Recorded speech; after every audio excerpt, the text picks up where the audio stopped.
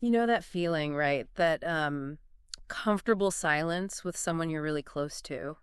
Hmm. Like you're just sitting there. You don't need to talk, but you kind of sense something else lingering. Yeah. Unspoken possibilities Yeah. sort of hanging in the air like the warmth on a summer night. Exactly. It's that unique space, isn't it? Where that closeness, that familiarity almost makes you feel like something's about to change. Intimacy and anticipation, yeah. Right. And that's exactly where we're going in this deep dive today. We've got this really lovely short piece of writing. It's called Under the String Lights, Mm. and it drops us right into this backyard scene. Two best friends, Jake and Leela, longtime friends. And the scene setting is just, Mm-hmm. it's really well done. You're immediately pulled into that golden light from the string lights. Yeah. You've got the shadows.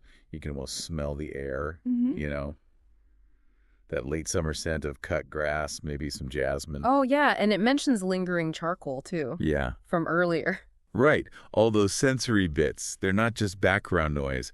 They really build the whole feeling of the scene. Totally. And Jake and Leela, they're not just like casual buddies. The piece calls them partners in chaos, co-conspirators. Um, You get the sense they have history, lots of it. And it even says people just kind of assume they're already a couple. but they haven't been. Always just friends. Mm-hmm. Until maybe. Maybe this night is different. Which brings us right to the heart of it, really. What we want to explore. Hmm. It's that tricky moment, delicate maybe, when a really long, deep friendship is right on the edge of becoming something else. Yeah, that precipice. So our mission, you could say, is to really unpack the nuances of that shift, not just what happens, but why these moments feel so big. And maybe what it takes, the leap of faith to actually say those deeper feelings out loud. Okay, so let's stay with the setting for just a second more. Right. Those lights, that summer night air, it feels very deliberate. Oh, absolutely intentional. It's not some rushed daytime chat, is it? It Yeah. feels intimate. How does that whole vibe play into what's about to happen?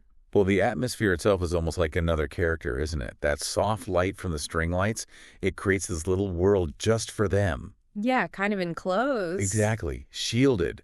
Think how different it would feel in like bright daylight or a noisy cafe. Totally different. And the quiet natural sounds, the breeze, the smells. Mhm. They're like this soft background music that just seems to amplify the feelings between them. It's the kind of setting that just naturally encourages you to be a bit more vulnerable, maybe. A bit more introspective. And then there's the weight of their friendship itself, all that shared history. It says they tell each other everything.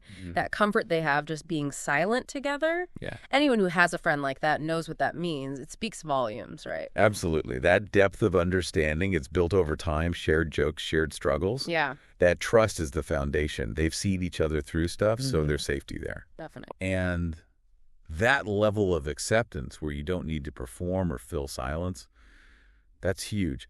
But it's interesting how that very comfort zone, that safety, Can also be the barrier. exactly, it can be the thing that makes it harder to risk changing the dynamic by bringing in romantic feelings. And Leela points that out, doesn't she? She notes how they share all the small, silly stuff.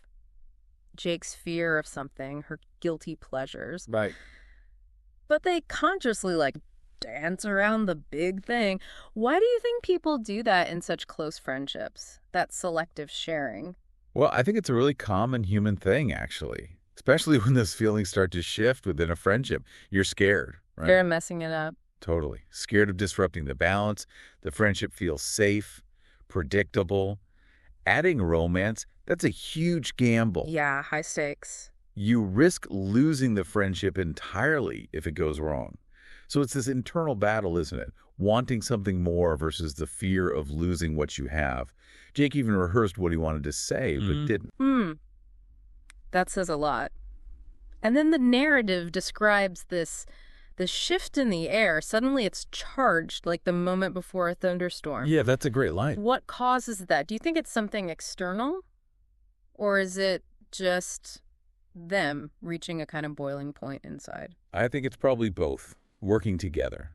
Internally, it's pretty clear they've both been wrestling with these feelings, maybe for a while. Right.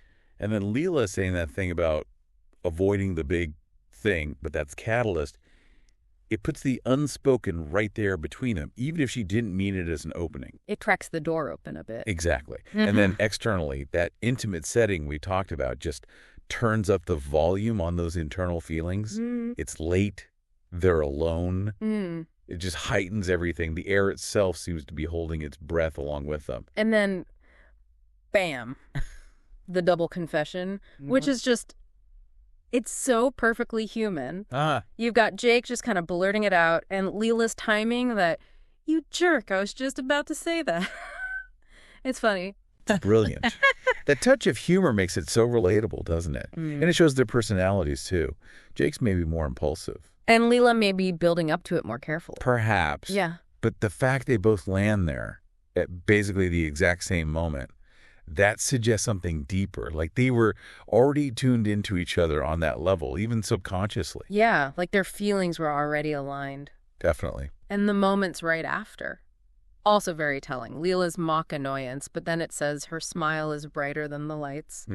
There's this immediate release, isn't there? The tension just evaporates and it's replaced by joy and vulnerability. Yeah, exactly. That surprise wears off fast and it hits them. Wow, the feeling is mutual. Huge relief, probably. Oh, immense validation. All those years of maybe wondering, hoping, gone. Yeah. And now there's this open, maybe slightly nervous excitement about, okay, what now? And then comes that small gesture, but it feels huge. Jake reaches for her hand. And the writing gives us those specifics, the warmth, the slight dampness, him rubbing his thumb over her knuckles. That physical touch, why is that so important right then? Because it goes beyond the words, doesn't it? Words can sometimes feel thin. But the physical contact, that's concrete. It's confirmation. It's reassurance. It's sealing the deal on that verbal confession in a really intimate way. Those sensory details, they make it so real for us, reading or listening. It grounds the emotion, makes it authentic. And then Jake says that line, now we stop being idiots about it. That really jumps out. It does, doesn't it? What's the implication there? That they both knew. That they were both avoiding it. I think that's exactly it. It suggests they both kind of knew on some level that holding back was, well, maybe a bit silly or counterproductive. Like self-sabotage almost. Protecting the friendship, but maybe denying something else. Right. So his line is like, okay, we both knew this was here. Let's stop pretending or avoiding it. Let's face it. And Leela's response is just as important. Squeezing his hand back, resting her head on his shoulder. Yes. It's not just him making the decision. No, she's right there with him, actively participating. It's completely mutual. Her actions mirror his words. That physical closeness, again, it just reinforces their connection and their shared decision to move forward. It's like a silent agreement. Okay, we're doing this together. And those last lines of dialogue, they're just perfect, aren't they? Leela's little murmur, took you long enough. Yeah. And Jake's simple, yeah, well, better late than never. It just wraps up their whole unspoken journey so neatly. It really does. Leela's line has that playful tease, maybe a hint of relief, like, finally. Maybe a little impatience, too. Could be. And Jake's reply is just, honest. Yeah, it took a while, but here we are. Let's focus on that. It's a really satisfying end to that particular tension. And that final sentence wraps the whole scene up. And just like that, under the glow of 100 tiny bulbs, best friends became something more. So simple, but it lands with real weight. It captures how big changes can happen in these seemingly small moments.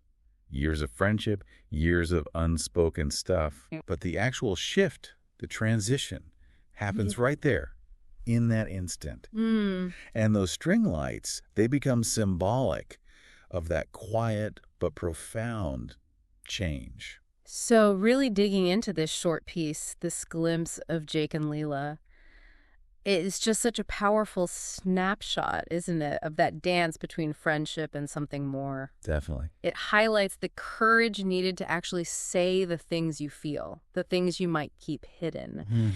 And it shows how these ordinary moments, backyard string lights, can actually hold these extraordinary turning It points. really makes you think about your own life, doesn't it? Those times maybe your relationship felt like it was at a similar crossroads. Yeah. What were the hesitations? What were the little moments of clarity? You can probably see echoes of Jake and Leela. Absolutely. And it leaves you thinking about, well, about timing and about all those things we don't say in relationships. The unspoken understanding. Exactly. What are those subtle shifts, maybe in how you talk, or just the feeling in the air that signal something deeper is waiting to be acknowledged? Definitely something worth pondering.